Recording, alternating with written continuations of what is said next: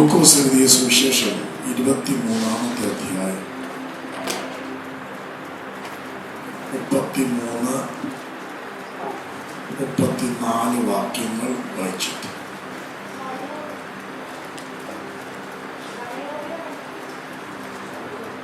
തലയോടിടം എന്ന സ്ഥലത്ത് എത്തിയപ്പോൾ അവർ അവിടെ അവനെയും ദുഷ്പ്രവർത്തിക്കാരെയും ഒരുത്തനെ വലത്തും ഒരുത്തനെ ഇടത്തുമായി ക്രൂശിച്ചു.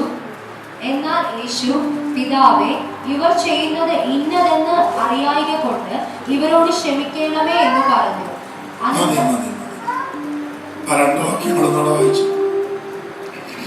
തലയോടിടം എന്ന സ്ഥലത്ത് എത്തിയപ്പോൾ അവർ അവിടെ അവനെയും ദുഷ്പ്രവർത്തിക്കാരെയും ഒരുത്തനെ വലത്തും ഒരുത്തനെ ഇടത്തുമായി ക്രൂശിച്ചു. എന്നാൽ യേശു, പിതാവേ, ഇവർ ചെയ്യുന്നത് ഇന്നത് എന്ന് അറിയായിക കൊണ്ട് ഇവരോട് ക്ഷമിക്കണമേ എന്ന് പറഞ്ഞു. അനന്തരം അവർ തലയോടിടം എന്ന സ്ഥലത്തെത്തിയപ്പോൾ അവർ അവിടെ അവനെയും ദുഷ്പ്രവർത്തിക്കാരെയും ഒരുത്തനെ വലത്തും ഒരുത്തനെ ഇടത്തുമായി ക്രൂശിച്ചു.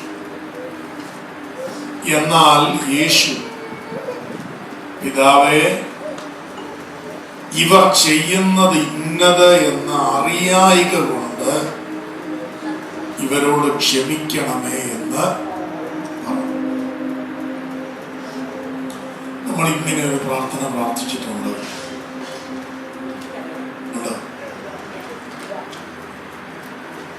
ക്ഷമിക്കണേ എന്ന് പ്രാർത്ഥിച്ചിട്ടുണ്ടായിരിക്കും, ഇല്ലേ? പക്ഷെ അവര് ചെയ്തത് അറിയാഞ്ഞത് കൊണ്ടാണ് എന്ന് പറയാൻ പറ്റിയിട്ടുണ്ടോ?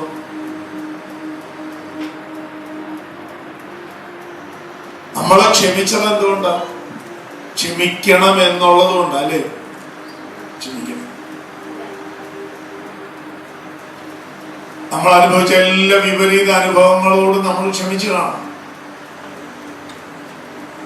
അത് നമ്മൾ ക്ഷമിക്കണം എന്നുള്ളത് കൊണ്ടാണ് നമ്മൾ ക്ഷമിച്ചത്. അതാണ് ദാസൻ എനിക്ക് പ്രയാസം ഉണ്ടാക്കുന്ന ഒരു കാര്യം ചെയ്തു, പക്ഷെ എന്നാലും നമ്മളെ ക്ഷമിക്കേണ്ടവരല്ലേ എന്നതുകൊണ്ട് നമ്മൾ അങ്ങ് ക്ഷമിച്ചു. പക്ഷെ യേശുവിന്റെ ക്ഷമ, യേശു പറയും, ഇവർ ചെയ്യുന്നത് ഇന്നത് എന്ന് ഇവർ അറിഞ്ഞില്ല.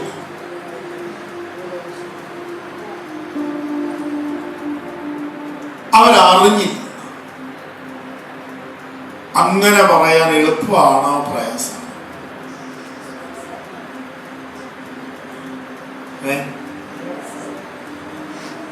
ഞാൻ അനുഭവിച്ച ഉപദ്രവങ്ങൾ, ഞാൻ അനുഭവിച്ച വിഷമങ്ങൾ, അതിന്റെ പിന്നിലുള്ള ആളുകൾ, അവരെല്ലാം ഞാൻ ഓർക്കുമ്പോൾ എനിക്ക് ദൈവത്തോട് പറയാൻ പറ്റുമോ, കർത്താവേ, അവരറിഞ്ഞില്ല? എന്താ പറയുന്നത്? പറയാൻ പറ്റുമോ? പറയാൻ എളുപ്പമാണോ പ്രയാസമാണോ എന്നാണ് നമ്മുടെ ചോദ്യം. പ്രയാസം.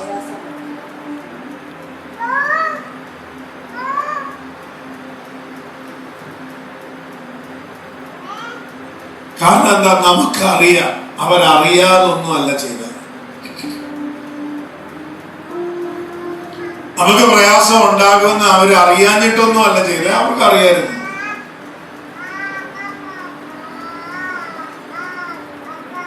അവർക്കറിയാമായിരിക്കെ അവർ നമ്മളോടത് ചെയ്തു.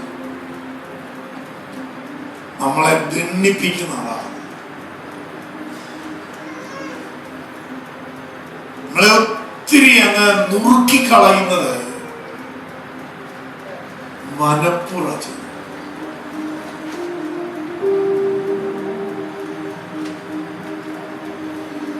ഇപ്പൊ നമ്മളെല്ലാം മനസ്സിൽ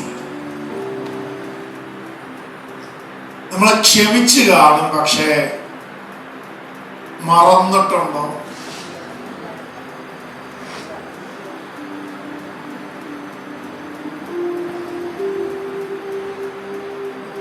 ക്ഷമിച്ചാണ്. ഞാൻ ക്ഷമിച്ചതാണ് ദാസ്, ഞാൻ ക്ഷമിച്ചത്, സമ്മതിച്ചു. പക്ഷെ അതങ്ങ് മറക്കാൻ പറ്റിയിട്ടുണ്ടോ? മറക്കാൻ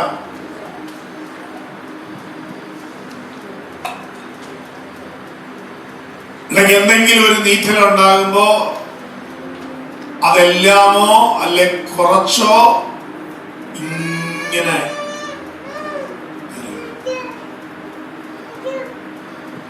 ആ പ്രശ്നമുണ്ടായ ദിവസം നമ്മൾ അനുഭവിച്ച അതേ വേദനയിലൂടെ നമ്മൾ നിലവിൽ.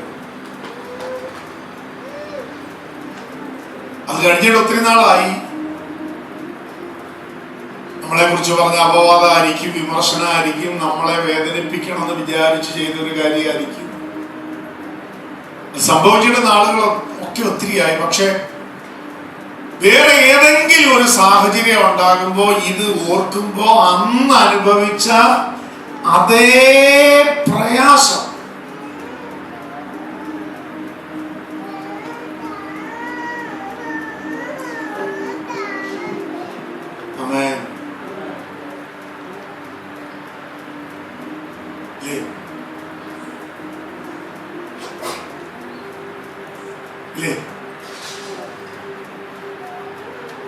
അതിനാ പറയുന്നത് മുറിവ്.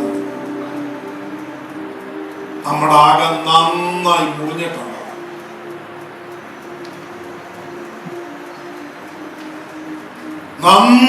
നമ്മൾ നന്നായിട്ട് മുറിഞ്ഞ സന്ദർഭങ്ങളുണ്ട് കഴിഞ്ഞത്. നൊന്തുപോയ സന്ദർഭം.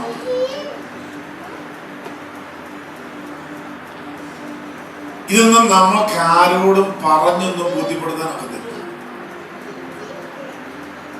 എന്റെ മുറിവിന്റെ ആഴം എനിക്ക് നിങ്ങളോടൊന്നും പറഞ്ഞു ബോധ്യപ്പെടുത്താനൊക്കത്തില്ല. അത് എനിക്കും കർത്താവിനും മാത്രമേ മനസ്സിലാക്കൂ.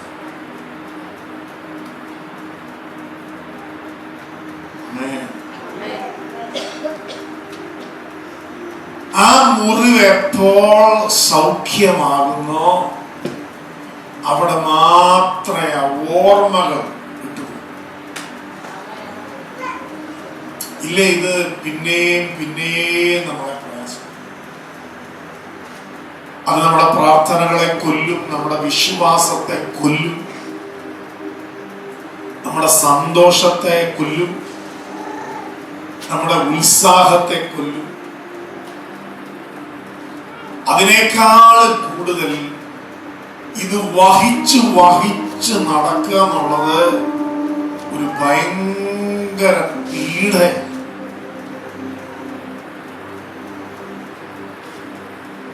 ഉയർക്കണോ എന്നൊരു ചോദ്യമുണ്ട് നമ്മുടെ മുമ്പിൽ. ഉയർപ്പ് നടക്കണോ, ക്ഷേമം നടക്കണം?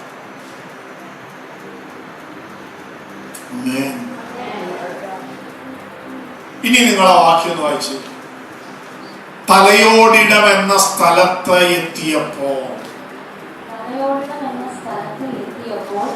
അവർ അവിടെ അവനെയും ദുഷ്പ്രവൃത്തിക്കാരെയും ഒരുത്തനെ വലത്തും ഒരുത്തനെ ഇടത്തുമായി ക്രൂശിച്ചു. ദുഷ്പ്രവൃത്തിക്കാരെ 3 പേരെയും ക്രൂശിച്ച നല്ല വാക്യം.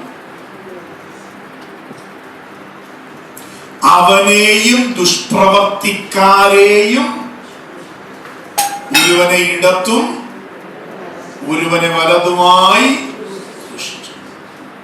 ഇപ്പൊ ദൂരെ നിന്ന് നോക്കുമ്പോ ഈ 3 പേര് ആരാ?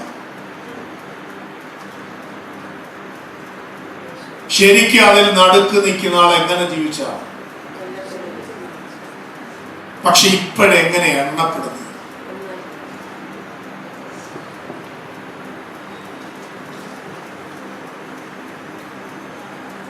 പൊതുസമൂഹത്തിന്റെ നടുവിൽ ഇപ്പോൾ എങ്ങനെയാണ് ആ ഒരാളെ എണ്ണപ്പെടുന്നത്? ചെയ്തിട്ടല്ല, എന്തെങ്കിലും ദുഷ്പ്രവൃത്തി ചെയ്തിട്ടല്ല. ഇപ്പൊ എങ്ങനെ എണ്ണപ്പെടുന്നത് നോക്കി. തനിച്ചങ്ങ് ക്രൂശിക്ക അല്ല, ഒറ്റയ്ക്കങ്ങ് ക്രൂശിക്ക. അങ്ങനെയാണോ ചെയ്തത്?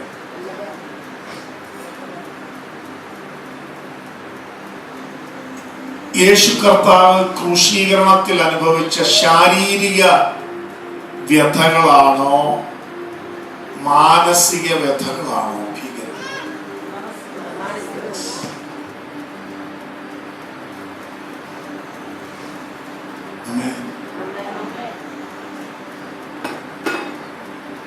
നമുക്ക് ശരീരത്തിൽ 2 അടി കിട്ടിയാലും നമ്മൾ ചിലപ്പോ അങ്ങ് ക്ഷമിച്ചു കളയും.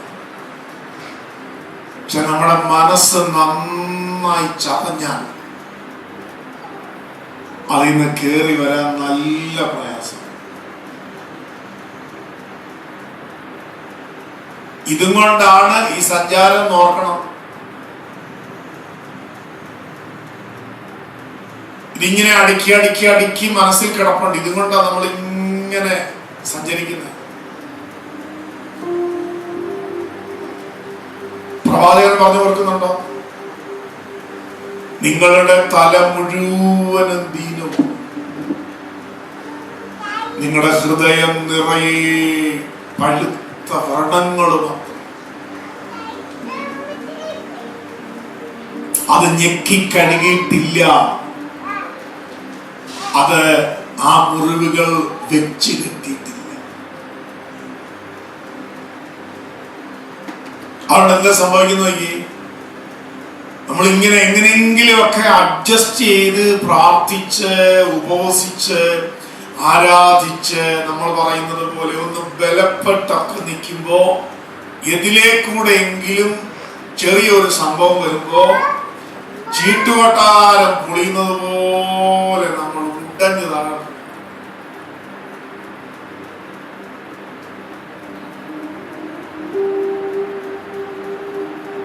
ഇങ്ങനെയൊക്കെ വല്ലതും അനുഭവിക്കുന്നുണ്ടോ?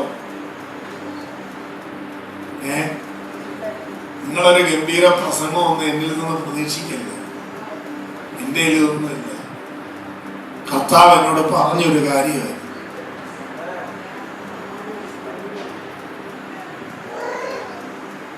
കൊല്ലത്തോകുമ്പോ എന്തോ പ്രസംഗിക്കണം, എന്തോ പ്രസംഗിക്കണം, എന്തോ പ്രസംഗിക്കണം, എന്തോ പ്രസംഗിക്കണം. അവിടെ പോയാലാ ചോദ്യം എന്തോ പ്രസംഗിക്കണ്ട. പ്രസംഗം ഒത്തിരി ഉണ്ട്. എവിടെയെങ്കിലും തമ്പുരാൻ തരുന്നൊരു പ്രകാശനാണ് നമ്മുടെ പ്രസംഗം. ഇന്നൊരു സൗഖ്യം നമുക്ക്.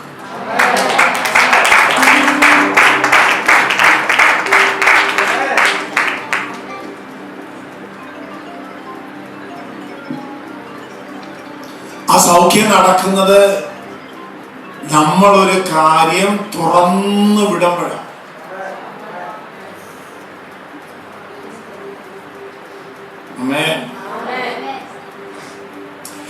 നമ്മുടെ ഒരു പ്രധാന പ്രശ്നം എന്താ പറയുക? നമുക്ക് തുറന്നു പറയാൻ ആരും ഇല്ലത്.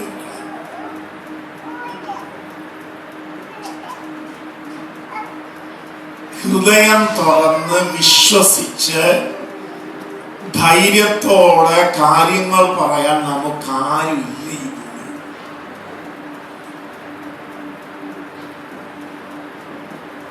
കേട്ടോ?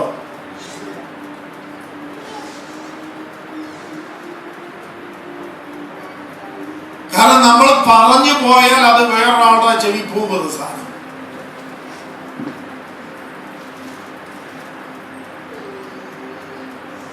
ഉപദേശിമാരും കണക്കാക്കരുത്.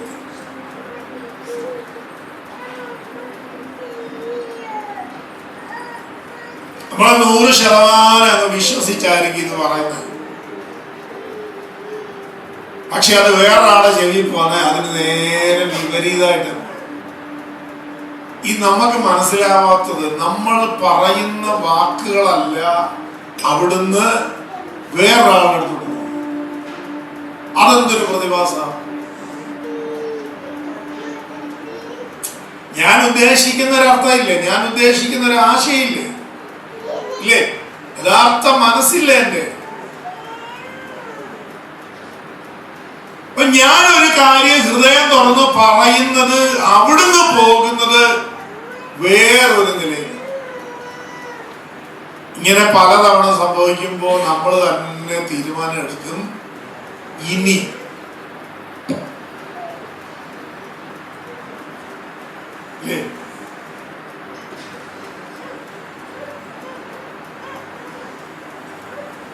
പിന്നിതിങ്ങനെ നമ്മളങ്ങ് ചുമന്നുകൊണ്ട് നടക്കും. ആരോട് പറയാം?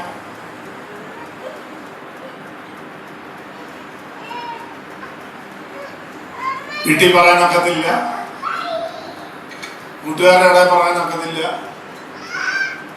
ചർച്ചയിൽ പറയാനൊക്കത്തില്ല. പിന്നെ ആരോട് പറയാൻ?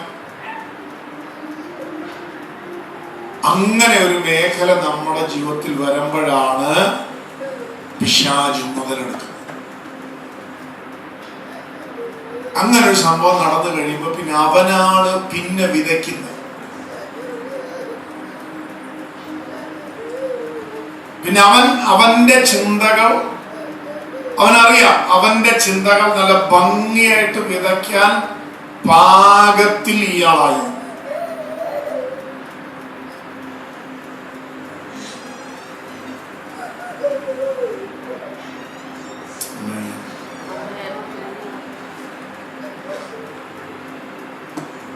യേശു കർത്താവ് എന്തുവാ ചെയ്യുന്നത്? അതേ നമുക്ക് ചെയ്യാൻ പറ്റും.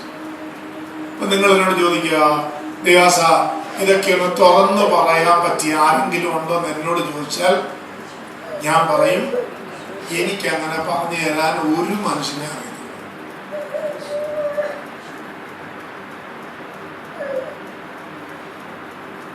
ഒരാൾ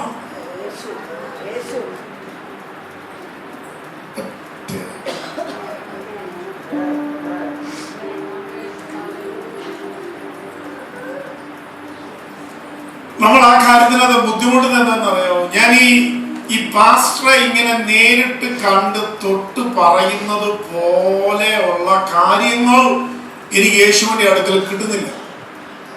എനിക്കൊന്ന് തൊടാൻ പറ്റുന്നില്ല, എനിക്കൊന്ന് കാണാൻ പറ്റുന്നില്ല. എന്റെ ഈ തൊടിയിലും കാഴ്ചയെല്ലാം എങ്ങനെയാണെന്നറിയാം? വിശ്വാസം.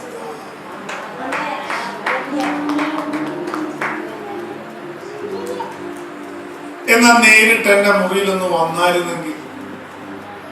എത്രയോ പേരുടെ അടുത്ത് വന്നിട്ടുണ്ട്. നോർത്ത് നോക്കി, നമ്മൾ വൈകുന്നേരം ഇങ്ങനെ ഭാരപ്പെട്ടിരിക്കുമ്പോ നമ്മുടെ അടുത്തൊന്ന് വന്നായിരുന്നെങ്കിൽ. പൗലോസ് പാസ്റ്റർ അടുത്ത ഒരു ദിവസം കർത്താവ് പറഞ്ഞു, ഇന്ന ദിവസം ഇത്ര മണിക്ക് ഞാൻ നിന്റെ അടുത്ത് വരും. വിശ്വസിക്കാമെങ്കിൽ വിശ്വസിച്ചോ, ചിലപ്പോ സംഭവിക്കും. ഇന്ന ദിവസം ഇത്ര മണിക്ക് ഞാൻ നിന്റെ അടുത്ത് വരും. കർത്താവ് പറഞ്ഞ ആ ദിവസം പൗലോസ് പാസ്റ്റർ രാവിലെ എഴുന്നേറ്റ് റെഡിയായി ഡ്രസ്സ് ധരിച്ച് ആ വീട്ടിനെ മുറിക്കകത്തിരിക്കുന്നു. കൃത്യം പറഞ്ഞ സമയമായപ്പോ ആ മതിലിനകത്തൂടെ,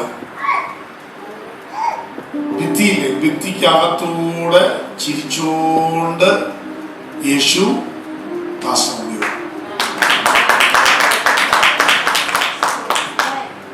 മുറിക്കകത്തോട് കയറുകയും പൗലോസ് പാസ്റ്റർ തെറിച്ചു. രാമേശ്വരത്തോട്ട് പോകാനുള്ള ആദ്യ തീരുമാനം അദ്ദേഹത്തിന്റെ സണ്ണിലോ എന്നോട് പറഞ്ഞു. അപ്പൊ ഞാൻ ചോദിച്ചു, യേശു കർത്താവിനെ പൗലോസ് പാസ്റ്റർ കണ്ടത് എങ്ങനെയായിരുന്നു? അന്നേരം എന്നോട് പറഞ്ഞു, ചിരിച്ചുകൊണ്ടായിരുന്നു.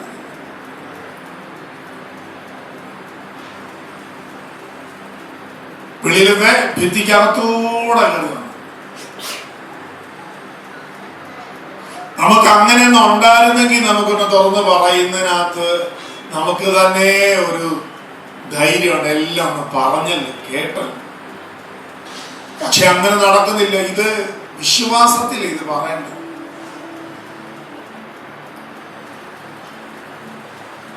കാണുന്നില്ല, തൊടുന്നില്ല.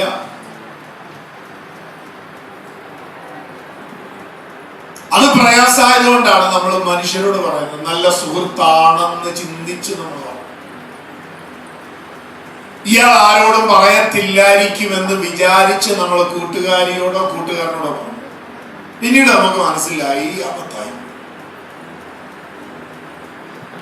പറയണ്ട. തോന്നിട്ടുണ്ടോ? കാരണം എന്താ, ആദ്യ ഇടപെട്ട നാളുകളിൽ നമ്മൾ മനസ്സിലാക്കിയതനുസരിച്ചാണ് നമ്മൾ അത് പെരുമാറിയത്. നമ്മുടെ വിലയിരുത്തലുകൾ പാളിപ്പോയി എന്ന് പിന്നീട് നമുക്ക് മനസ്സിലായി. നമ്മൾ പറയുന്നില്ല, ഞാൻ പ്രതീക്ഷിച്ചതുപോലെയുള്ള ആളല്ല. അതിനുണ്ടോ? ഞാൻ വിചാരിച്ചതുപോലെയുള്ള ഒരാളല്ല. ആ കൂട്ടുകാരി ആയിരിക്കും, കൂട്ടുകാരനായിരിക്കും, ആരെങ്കിലുമൊക്കെ. എന്റെ ദൈവമക്കളെ, നമുക്കൊരൊറ്റ ആളെ ഉള്ളൂ.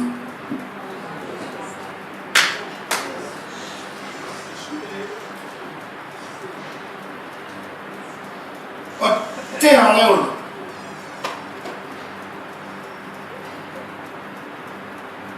നമുക്ക് രക്ഷപ്പെടണോ? അതൊരു ഭയങ്കര ബന്ധാക്കി ഇല്ലെന്ന് നമ്മളെ പിടിച്ചു നിൽക്കത്തില്ല ദൈവം. നമ്മൾ ഈ കൈയടിച്ചാലും വയറ്റ് പറഞ്ഞാലും അന്യഭാഷ പറഞ്ഞാലും ചാടിയാലും തുള്ളിയാലും ഇതെല്ലാം നല്ലതാ. ഇതൊന്നും മോശമെന്ന് അഭിപ്രായമില്ല. കാരണം ഇതെല്ലാം ഞാൻ ചെയ്യുന്നതാണ്.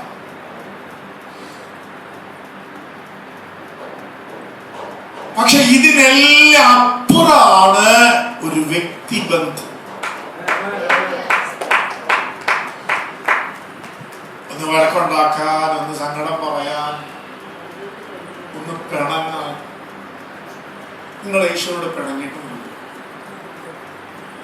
പിണങ്ങി എന്ന് പറഞ്ഞാൽ അതൊരു ഭയങ്കര അപരാധമായിട്ട് ഉപദേശി എടുക്കുമെന്ന് വിചാരിക്കേണ്ട. നിങ്ങൾ പിണങ്ങിയിട്ടുണ്ടോ? പിണങ്ങണം. പിണങ്ങണം.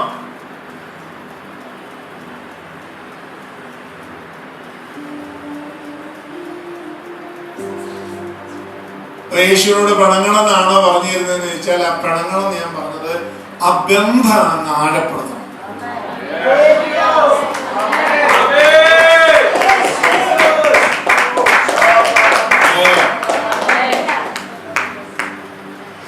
ഇല്ലെങ്കിൽ എന്താന്നറിയാം, ഇല്ലെങ്കിൽ ഇങ്ങനെ കുറെ ചതവും മുറിവും വെച്ച് നമ്മൾ ഒത്തിരി പോകത്തില്ല. നമ്മൾ ക്ഷീണിച്ചു. കുറച്ചാളുടെ കഴിയുമ്പോഴത്തേക്ക് നമ്മൾ നന്നായിട്ട് ക്ഷണിച്ചു. പിന്നെ എല്ലാം അങ്ങ് യാന്ത്രികമായിരിക്കും. പാട്ട്, പ്രാർത്ഥന, ആരാധന, കയ്യടി എല്ലാം പിന്നെ യാന്ത്രിക. ഇപ്പൊ തന്നെ നമുക്കറിയുന്നില്ലേ, കുറെ ഇൻട്രസ്റ്റ് നമ്മളങ്ങ് പോയി. പിന്നെ നമ്മളിങ്ങനെ കടിച്ചു പിടിച്ച് നിൽക്കുമായിരുന്നു.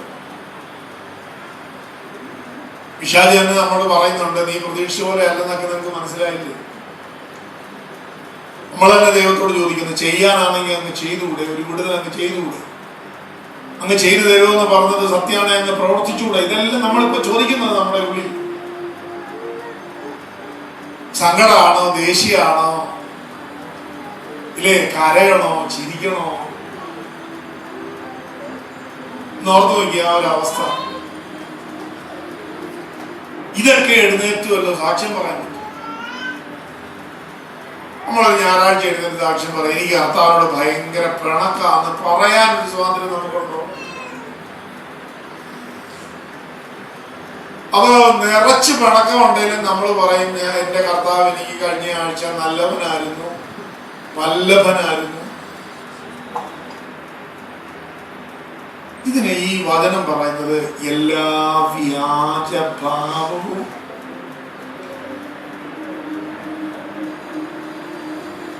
ഞാൻ വിശ്വാസത്തിൽ വരുന്നതിന് മുമ്പ് എനിക്ക് ഒത്തിരി സൗഹൃദമാണ്. അതിന് ഭയങ്കര കൂട്ടായി ഒരുപാട്. വിശ്വാസത്തിൽ വന്നപ്പോ ഈ കൂട്ടെല്ലാം കുറഞ്ഞു.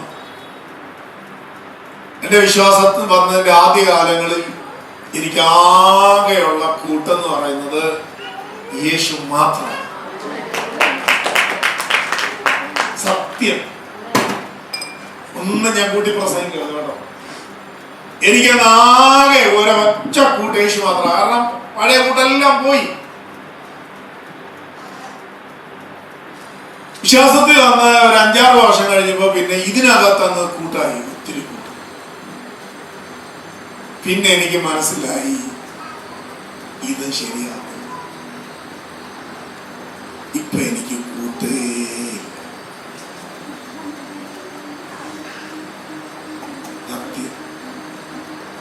എല്ലാവരുമായിട്ട് ബന്ധങ്ങളൊക്കെ ഉണ്ട്.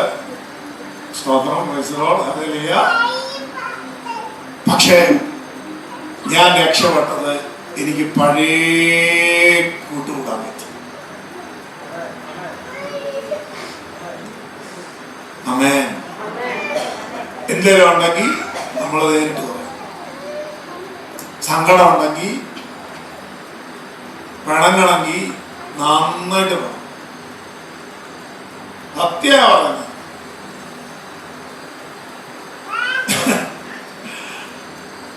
നന്നായിട്ട് പാടണം, നന്നായിട്ട് പാടണം.